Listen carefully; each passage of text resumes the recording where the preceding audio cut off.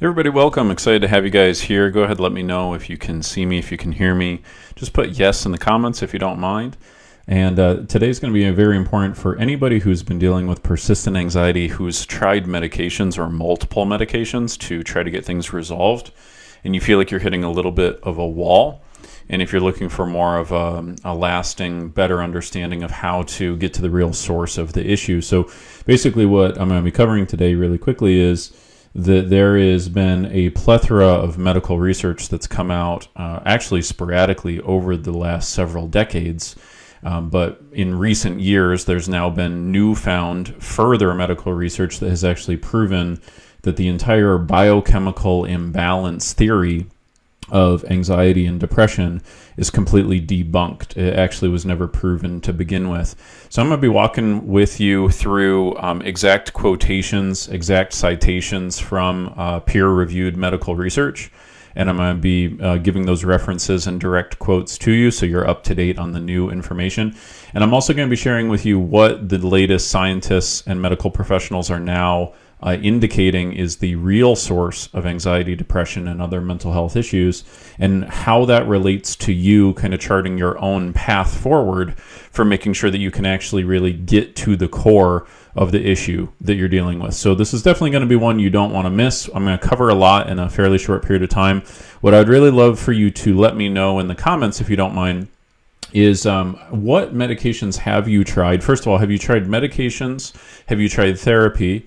And then if you wouldn't mind just, which medications have you tried? If you're comfortable sharing that. If not, at least like how many different types. For me, when my anxiety and depression was highest, I think I cycled through at least 3 different types over the course of 2 to 3 years. And then along with those different medication types, I know that my dosage was changed at least 3 or 4 different times.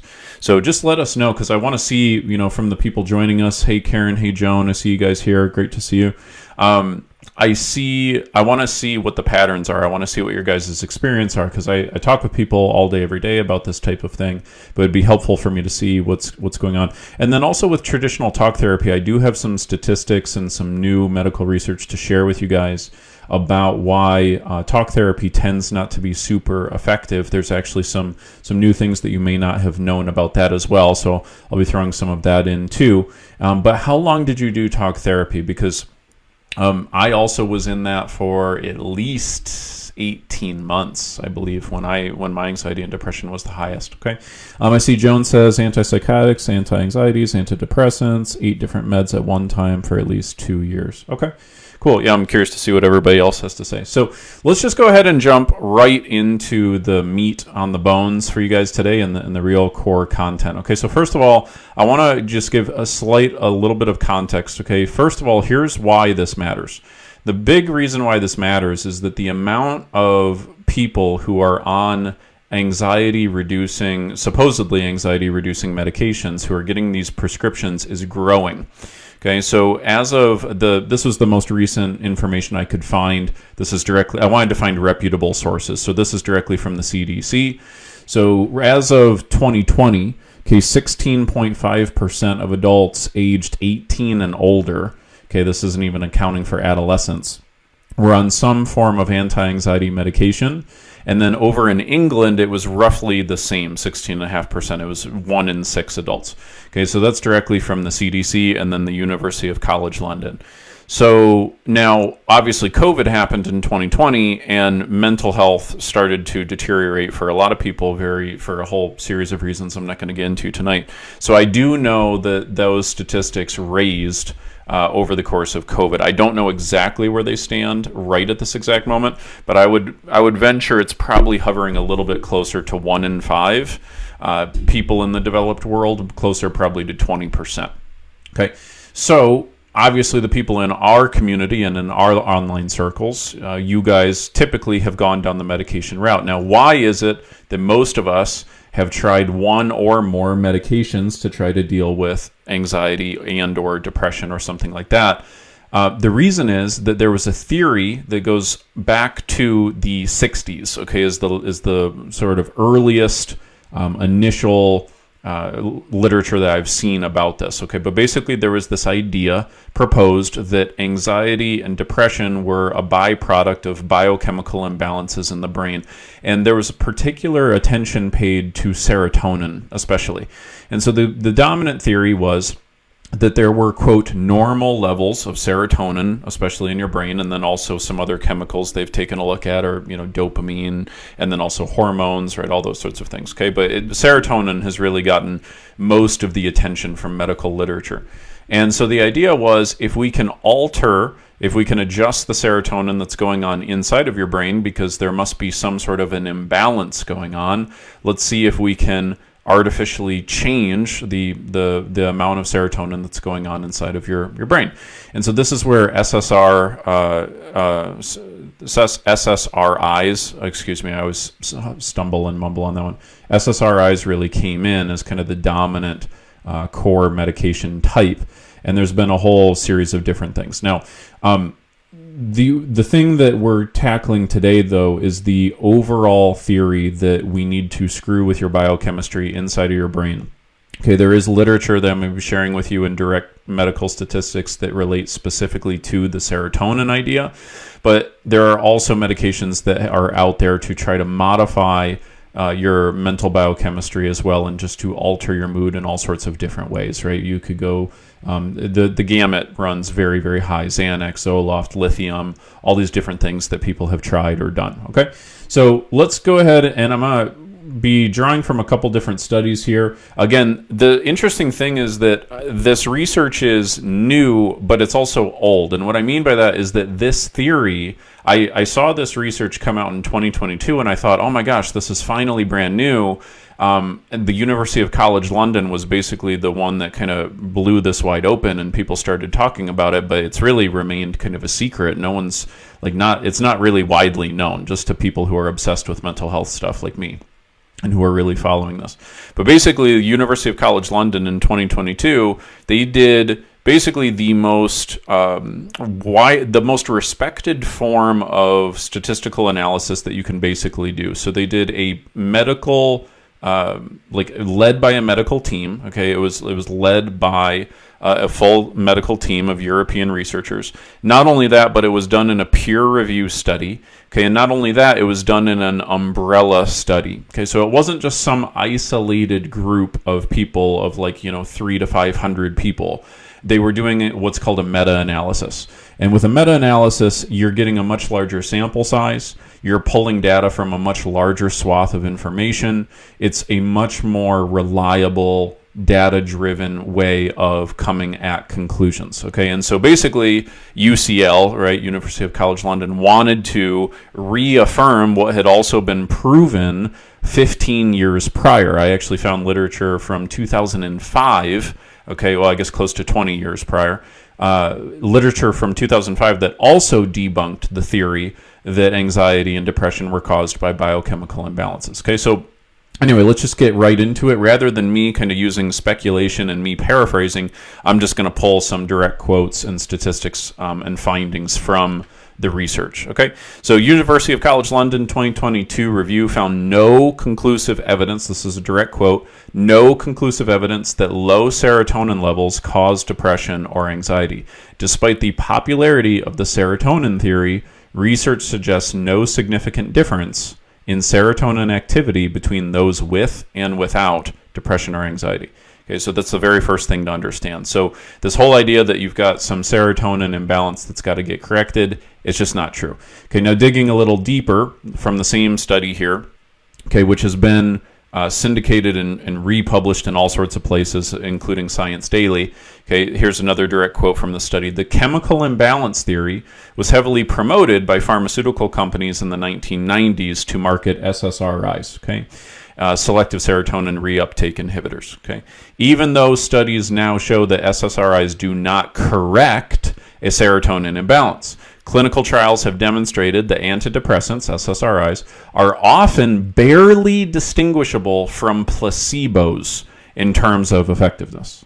which is just wild, right? So in studies where they've done direct A/B testing, they've got one group they're giving just sugar pills to, placebos, no actual effect inside of your body, and then they're giving SSRIs to a second group. There's no statistically significant difference in those two groups in most cases, right? So that's pretty wild. Now, here the article continues. Clinical trials have demonstrated that antidepressants, SSRIs, are often barely distinguishable from placebos. I mentioned that.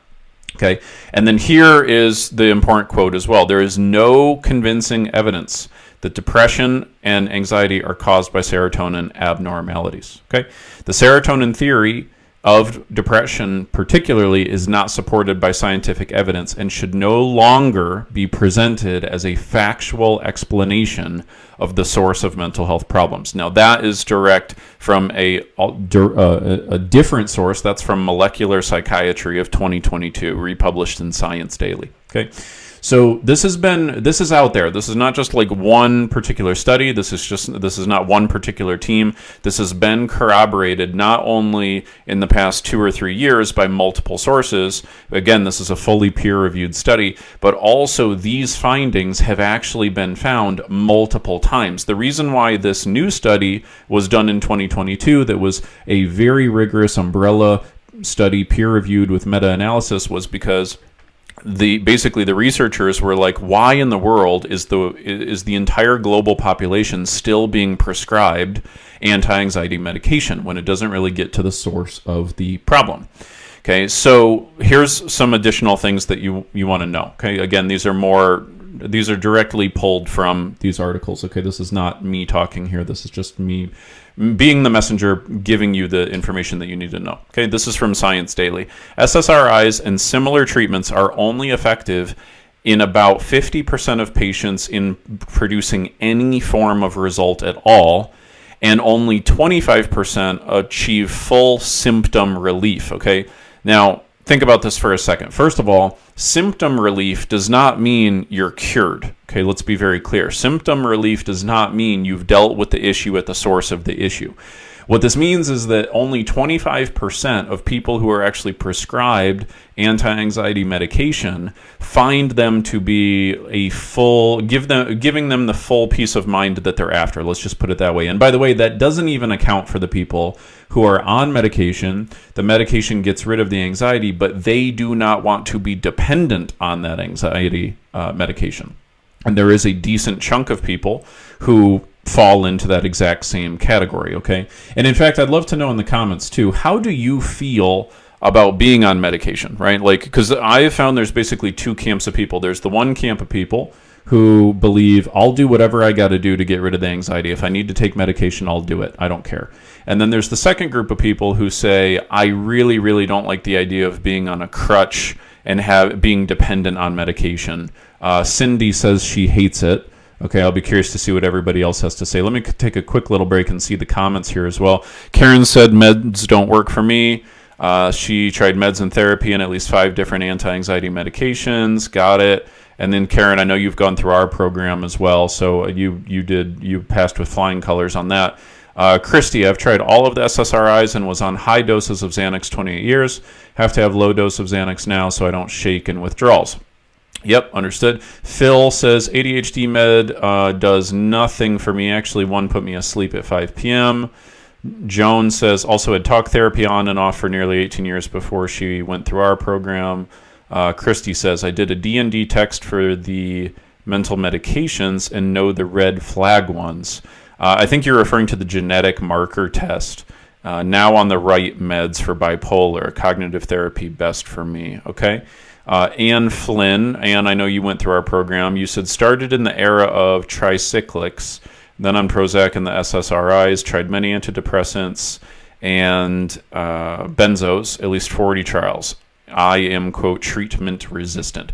Yeah, which, by the way, is another thing that happens. So people who are in the majority, this is the interesting thing to understand, guys, less than 50%, or excuse me, more than 50%, it hovers right at about 50%, depending on the study, see basically no improvement whatsoever. Only 25% get a full symptom relief. So there's a large number of people here where it's just not even working, and then you get labeled treatment resistant. So that's a very interesting thing. Let's see. Karen said, never liked being on meds. Lana says, hate being on medication, but every once in a while I get so bad, we'll try anything. Makes sense. Gingy says, I just started taking Klonopin. I was surprised no one mentioned Klonopin earlier. 1/4 milligram is needed, and actually it works wonders. Probably not what you want to hear. No, that's great, Gingy. My attitude, and by the way, this is the thing, like I am in no way... I think it is very dangerous to be generalized and to be anti a particular thing like 100% of the time. So I'm glad that you mentioned that.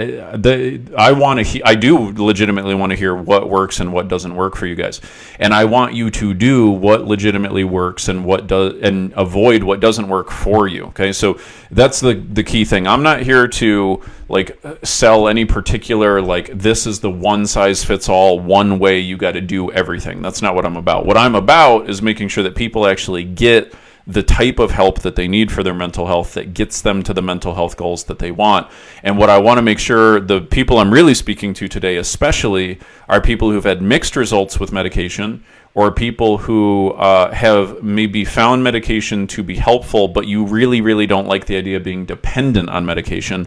And there's some interesting things from these articles that I can share with you about what they're now pointing to as the real source of issues. Okay, one last comment, then I'm getting back to the content. Rhonda says, Buspar is working for me, except when I ran out and got broke up with. Gotcha.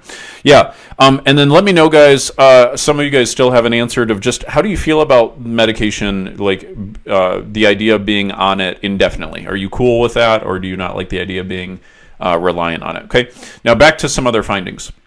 All right, so this is now from the something that is important for you to understand about the FDA, because the question that I had, and you might be having too, is, okay, if these medications don't actually deal with the source of the issue, why in the world did the FDA approve them? Why in the world are they getting prescribed? And here's a direct quote from one of these medical researchers right here. The FDA had accepted aspirational language that the drugs, quote, help to restore the brain's chemical balance and bring serotonin levels closer to normal, end quote, even though both claims were and remain scientifically meaningless. Okay, so that's the key thing to understand. The FDA was persuaded by this argument literally close to 60 years ago. Okay, and so again, this is not some conspiracy theory. I'm not trying to say like, hey, your government's out to get you. Like, I'm not trying to do any of that garbage. Okay, I'm just simply saying that as a society, we have come to believe that this is the way to deal with things just because it literally has been the narrative that has been put out there for 60 years. And by the way, it was never medically proven. This is the thing to understand. There was never medical research that says this is the cause of anxiety, this is the cause of depression. That was never put forward. It was a theory.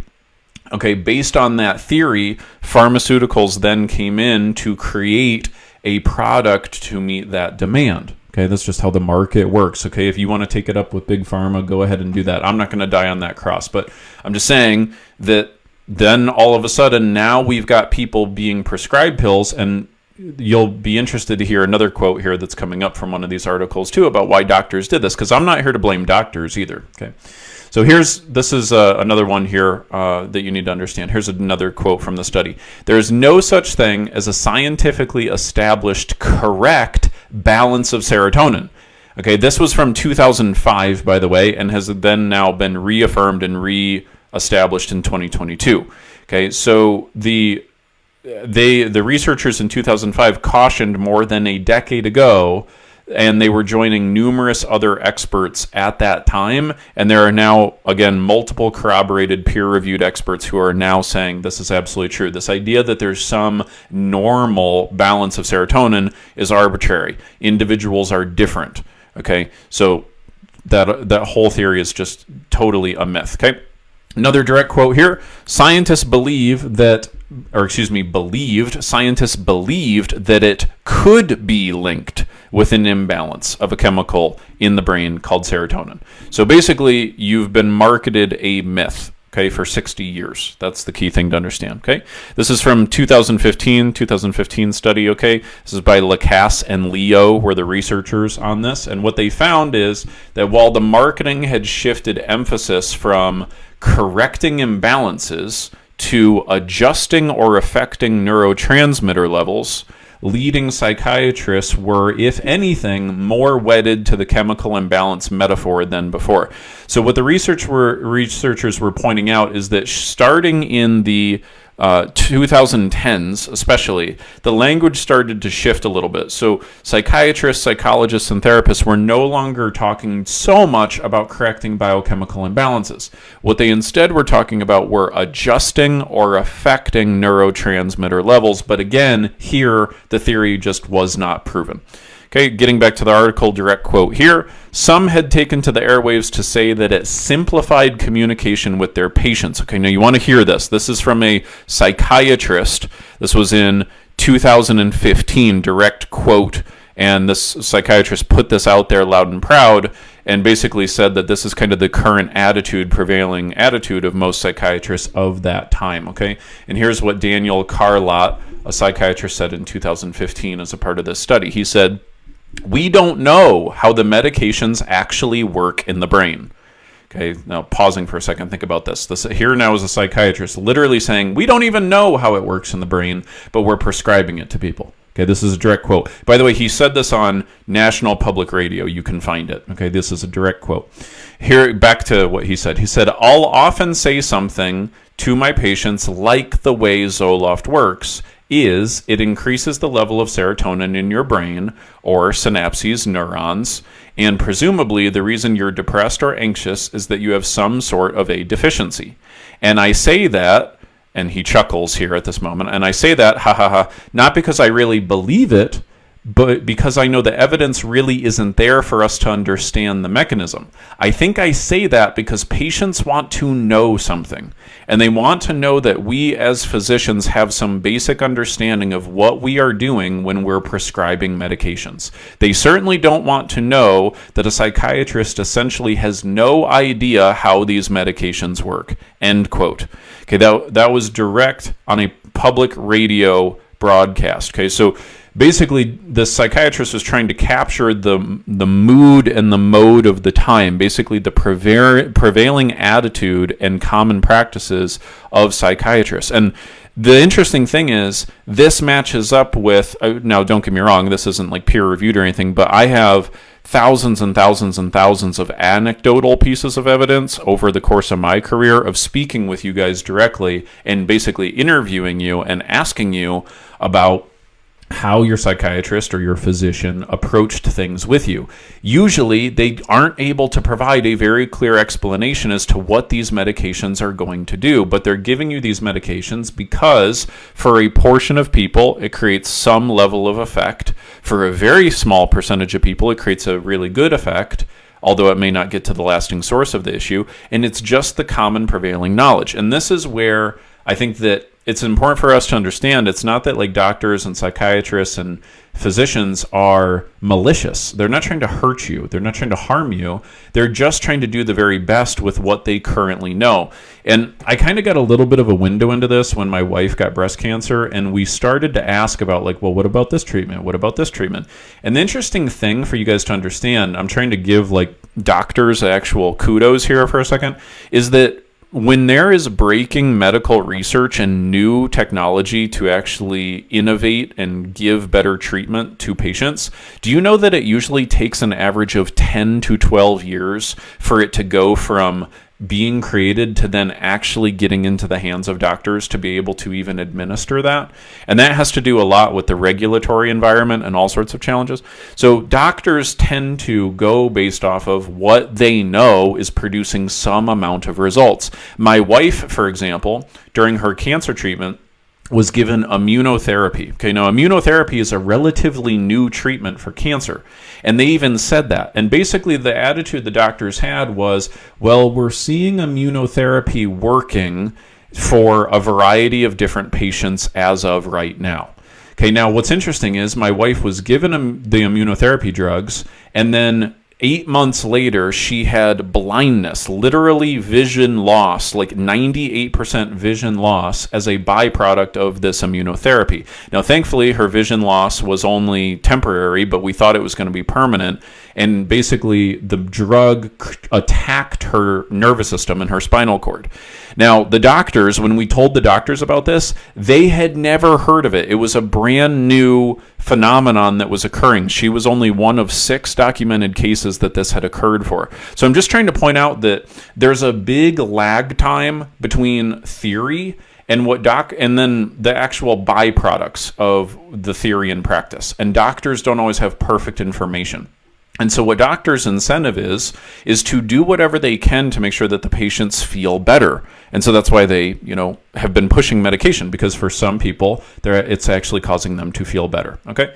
Now, what about the genetic theory? What about this idea that it's in your genes, right? That you just, if your parents had depression or anxiety, you're screwed and all that. Well, this is a direct quote from Psychology Today. The researchers also probed this is referring to that same study, okay? The researchers also probed well-powered studies involving tens of thousands of patients that focused on gene variation, including the gene for the serotonin transporter. These studies found no difference in the genes between people with depression and healthy control groups with no depression. As such, high-quality genetic studies effectively exclude an association between genotypes related to the serotonin system and depression, including a proposed interaction with stress. Okay, so again, totally poking holes in the idea that it's a genetic source. Okay, this is a quote from the Psychiatric Times. Antidepressants primarily work by numbing emotions rather than treating the root cause of anxiety, making them less effective for long-term recovery. Okay, here's another quote from Science Daily. This is from Joanna Moncrief, the lead researcher on that University of College London 2022 study. She says there is no evidence of a connection between reduced serotonin levels and depression and anxiety. Okay, this is again from the Psychiatric Times. SSRIs are barely distinguishable from placebos in clinical trials, raising questions about their efficacy in treating anxiety. Okay, now here is a quote from, this is from Joanna Moncrief as well. Okay, this is a long one, but an important one. Patients should not be told that depression and anxiety is caused by low serotonin or by a chemical imbalance. And they should not be led to believe that antidepressants work by targeting these hypothetical and unproven abnormalities. In particular, the idea that antidepressants work in the same way as insulin for diabetes is completely misleading. We do not understand what antidepressants are doing to the brain exactly. And giving people this sort of misinformation prevents them from making an informed decision about whether to take antidepressants or not. Antidepressant use has reached epidemic proportions, this is still her saying this, across the world and is still rising, especially among young people. Many people who take them suffer side effects and withdrawal problems that can be really severe and debilitating. A major driver of this situation is the false belief that depression and anxiety is due to a chemical imbalance. It is high time to inform the public that this belief is not grounded in science. Okay? Again, that was College London psychiatry professor Joanna Moncrief, okay, and her team of 5 European researchers, peer-reviewed umbrella study. Now, what about talk therapy? We've talked a lot about medication. What about talk therapy? Well, this is from the NHS, or the National Health Service, okay, over in England. This is a 2023 report. Okay, the NHS found that less than 50% of patients receiving NHS-approved talk therapies created a full recovery, okay, and the success rate, okay, as in actually creating any sort of real tangible improvement in the anxiety reduction, was 49.9%. Okay, so at least half of people saw no results at all. Okay, and a huge amount of people did not get a full recovery. This is also from the NHS right here. Despite the widespread use of talk therapy, recovery rates for anxiety remain very well below 50%, indicating the need for more comprehensive treatment options. Okay, this is from the National Institute of Mental Health 2023. Many patients report feeling they have plateaued with talk therapy after several months, with dissatisfaction stemming from its inability to address the root cause of anxiety, particularly in more severe cases. Here's another quote. Patients often report that while talk therapy helps them cope, it does not provide the tools necessary to fully overcome their anxiety. Okay? So, what is the real source of the problem? Where do we need to be looking? Okay, and by the way, let me know. I would really love to hear. I know most people shared what they did as far as medication. Let me know what you've done as far as therapy as well. Okay, so here's some quotes about alternative theories of anxiety's causes. This is from University of College London right here. Anxiety is triggered by environmental, psychological, and social factors rather than just brain chemistry. Life events like trauma, chronic stress, and social influences are major contributors. Okay, this is from Psychology Today right here. The researchers also looked at the effects of stressful life events and found that these exerted a strong effect on people's risk of becoming depressed or anxious. The more of these a person experienced, the more likely they were to feel those sensations. Okay, from the Psychiatric Times. Never mind. That's an error on my document there. Okay, so they're pointing to the fact that maybe what it has to do with is not your genetics, maybe it's not your biochemistry, but maybe it is the result of how your nervous system has learned to respond to painful, stressful, and traumatic experiences. Okay, we're going to go a little bit further with this as well. Okay, so here's again from University of College London, and this is where we actually get into what can we actually do to get this done. Okay, this is a direct quote right here. Quote, brain retraining techniques offer long-term recovery. Even for those who have suffered from anxiety for years, these techniques help rewire the brain's conditioned responses to stress. Okay, this is from the Psychiatric Times right here. Numerous case studies demonstrate that patients can fully recover from anxiety by changing their mental patterns, leading to normal, fulfilling lives. Okay, this is also from the Psychiatric Times right here. Brain retraining techniques provide a viable long-term solution to anxiety, enabling patients to live fulfilling lives.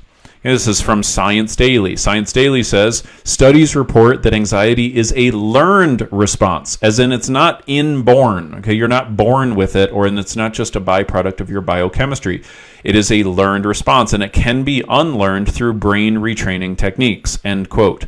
Okay, University of College London also says that helping individuals change their mental and emotional responses to triggers is where we should be focusing. Okay. Our research shows that with the right tools, the brain can be conditioned to respond differently to anxiety, enabling long-term relief.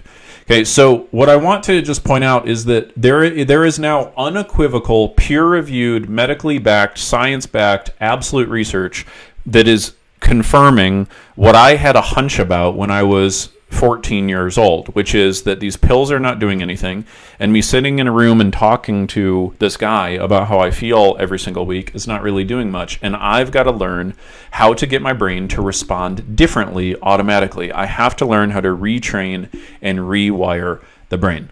So that's what I want you guys to be understanding, right? There's nothing wrong with doing what works, and if you found what works, fantastic, right? But again, the majority of the people in our community have found that therapy and medication are valuable, but not sufficient. Okay, and a couple of rules of thumb that I have found to hold up to be true is if you have already tried at least 3 different medications or dosages and you're still not satisfied, there is usually a very, very high likelihood that you've gotten as much out of medication as you're going to get.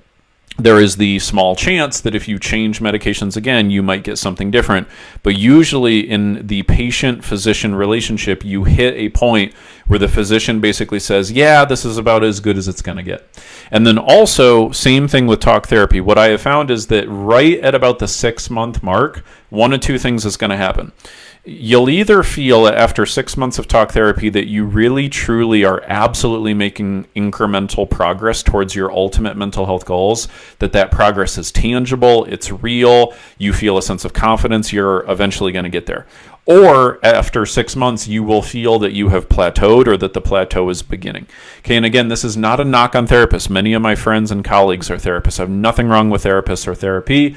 Again, it's just important for you to understand there are different options out there. And the tribe that we have in our circle, in our community, if you're the type of person that's not found those methods to be particularly viable, welcome home. You are in the right place. And what you need, what you're missing, and what scientists have now pointed to directly that you need is brain retraining techniques. If you do not learn how to rewire your brain's automatic responses to your environment, to your triggers, then the patterns will continue to exist. So I'm going to end with a simple little metaphor, okay? And the metaphor is one I've been teaching for 7 years, okay? And this metaphor is one I always share with my clients. We call it the jukebox method, okay? It's kind of silly, but it helps you understand. So think of your brain like a jukebox. And a jukebox, let's say, has, 1,000 CDs in it. And if I go up to that jukebox and I type in a sequence of numbers and letters, it's going to bring forward a particular CD that is connected, okay, wired basically to that particular sequence. So there's a pattern, as in the CD, and the pattern emerges in response to a trigger, as in the numbers and letters. Every time I use that particular trigger, I'm going to get a very similar pattern. And all of you guys know exactly what I'm talking about. It's almost like your brain has these automatic, involuntary reactions to things, right? Like you feel anxious when you're in a social setting, or you feel depressed anytime you're alone, or you start to have a panic attack whenever you're on your drive to work, okay? These automatic, involuntary, nonsensical reactions are hardwired. They're conditioned in the brain. Now, you were not born with them. I know some people love to say, oh, I was born with anxiety. I can tell you bullshit, okay? And the scientists say it's bullshit too. It's not genetic. It's not some biochemical imbalance you were just born with. It became a learned automatic response. Okay, and so what you need to understand is that scientists have also found that the average human brain has 100,000 thoughts a day, and 80 to 90% of those thoughts are the same thoughts each and every day. So basically what's happening is as you go through your day, it's like you're typing in the same sequence of numbers and letters inside of your jukebox, which, by the way, each one of the days in your life is mostly the same, right? And then you have these automatic responses and triggers to things. The pattern keeps popping up continuously in response to those triggers. So what do you do? Well, the method that I developed, that I used on myself, and that I've used with all of my clients, basically has three main factors, and that is, number one, identify each one of the automatic learned responses that your nervous system currently has. Number two, interrupt those patterns. And when I say interrupt, what we mean metaphorically is like scratching the old CD. What that means in a practical sense is we give you conditioning tools, not coping tools, but conditioning tools to make sure that you stop your brain in its tracks when it's about to go into its old pattern. And then third, we have to replace that old pattern with something new, replace the old thought with something new, replace the old behavior with something new. And we do that systematically, like pulling out weeds in a garden and then replanting what it is that we want to grow. That's why it takes about 90 days. But by using a hardwiring process, a brain retraining process, rather than coping methods, we actually deal with the root source of the problem. And that's what I'm trying to get you guys to understand. I'm so passionate about this because I was stuck for years, and then I finally figured out a way to get past this. And I work with people all the time. I just had somebody, literally, who just graduated my program this past week. She is in her 70s. She's been dealing with anxiety and depression for most of her freaking life. And she finally learned how to retrain the brain. It didn't matter how old she was. She just had to use the right techniques. And now she's finally feeling more peace of mind than she ever has in at least 40 years. And she waited because she just didn't know. She had no clue that there was an alternative. She had no clue there was some other option besides this theory that it's you got to screw with your biochemistry and you just need to talk to somebody about your problems once a week. And both of those have just been around for so long. That theory of the biochemistry was never even proven. It was a myth. It was a lie, basically. Right? And most people who were pushing that lie didn't know that they were lying. It was just a big societal belief that was wrong, that was incorrect. Just like we used to think the earth was flat and the universe went around the sun or the earth, all these different things. We were wrong. right? We were wrong, and it's time for us to wake up. It's time for us to actually get with the times. It's time for us to actually wake up and use and listen what is actually working, okay? So that's why I'm passionate about this stuff. So anyway, hope this has been helpful to you. Hope it helps you feel validated as to why you've had struggles and troubles, excuse me. And if you feel like you're at a spot where you really want to learn a brain retraining process and really get to the source of the problem, let us know. If you want to apply to be a client, right now I can only take on about 4 clients. We're mostly full at the moment, but I've had a couple openings. If you do want to apply, you can go ahead and put the word apply in the comments. And we'll go ahead and reach out, schedule a quick call, and make sure it makes sense. If you become a client of mine, 2 things you need to know. First, we put a guarantee in writing. If you do not feel satisfied that your anxiety has been reduced by at least 75% in 90 days, then I continue to work with you one-on-one for free until you do. We even have some former clients here joining in the live stream. Number 2, we've done something different now, which is if you don't absolutely feel within the first 7 days that you're absolutely in the right place with the right person and the right program and the right method, then you get a complete and total refund. You walk away having paid nothing. So it's a completely risk-free thing on your process because we know it works. So we're happy to just make sure you get to test it out. Okay. Requirements, though, you either must be an active salaried working professional or married to one. And then you also must have what we call severe anxiety, where it's at least a 7 out of 10 or higher. And you must believe and feel that anxiety and therapy and medications have just not been satisfactory for you, because those are the only people we work with. Okay. But you're welcome to apply. And if you're joining on the podcast later, go ahead and go to mentalhealthcoaching.com. You can apply there. Okay. Hope this has been helpful for you guys. Thanks for those of you participating in the comments. See you guys next week, Thursday at 6 p.m. Eastern. See ya. Bye.